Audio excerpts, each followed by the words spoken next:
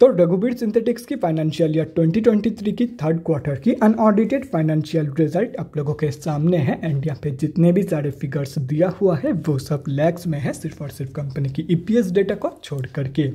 तो गाइस सबसे पहले हम लोग इस कंपनी की इनकम चेक करते हैं।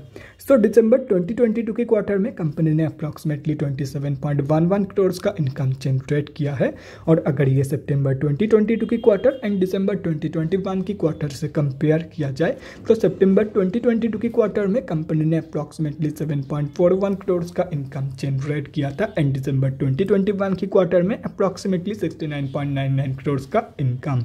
तो अभी अगर इस कंपनी की इनकम ग्रोथ के बारे में बात करें तो दिसंबर 2022 के क्वार्टर में कंपनी ने क्वार्टर ऑन क्वार्टर बेसिस पे तो एक बहुत ही जबरदस्त पॉजिटिव इनकम ग्रोथ दिखाई है, लेकिन unfortunately year on year basis की जो ग्रोथ है वो नेगेटिव में निकल के आ रही है।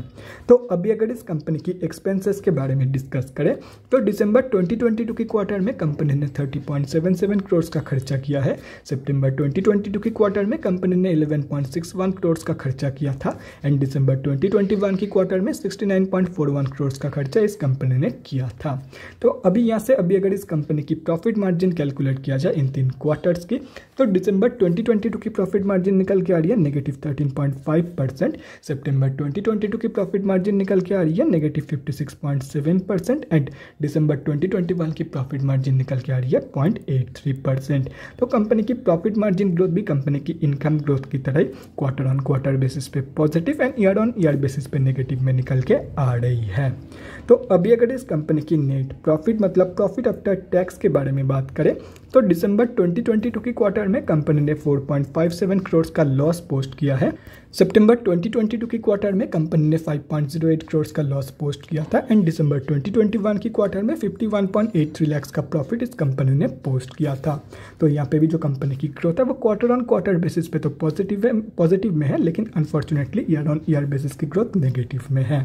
और रही बात कंपनी की ईपीएस की मतलब अर्निंग्स पर इक्विटी शेयर की, तो कंपनी की ईपीएस की वैल्यू दिसंबर 2022 की निकल के आ रही है -1.18 की, सितंबर 2022 की निकल के आ रही है -1.31 की एंड दिसंबर 2021 की निकल के आ रही है 0.13 की। तो कंपनी की जो ईपीएस की ग्रोथ है वो भी कंपनी की बाकी ग्रोथ की तरह क्वार्टर ऑन क्वार्टर बेसिस पे positive and year on year basis पे नेगेटिव में निकल के आ रही है। तो अभी अगर ओवरऑल देखा जाए तो कंपनी की 50% ग्रोथ पॉजिटिव में एंड 50% ग्रोथ नेगेटिव में है, मतलब क्वार्टर ऑन क्वार्टर बेसिस की एंटायर ग्रोथ पॉजिटिव में है एंड वहीं पे ईयर ऑन ईयर बेसिस की एंटायर ग्रोथ नेगेटिव में है। लेकिन एंड ऑफ द डे ज़्यादा प्रायोरिटी ज़्यादा प्रेफरेंस दिया जाता है ईयर ऑन ईयर बेसिस के कंपैरिजन को एंड यहाँ पे ईयर ऑन ईयर बेसिस की जो एंटायर ग्रोथ है वो नेगेटिव में जा चुकी है। तो ओवरऑल जो ग्रोथ है कंपनी की वो slightly on the negative side पे निकल के आई है। तो ओवरऑल रिजल्ट कंपनी की वीकर साइड पे है दिसंबर 2022 की क्वार्टर की। तो guys that's it for this video. अगले वीडियो में मिलते हैं guys. Thanks for watching and stay safe.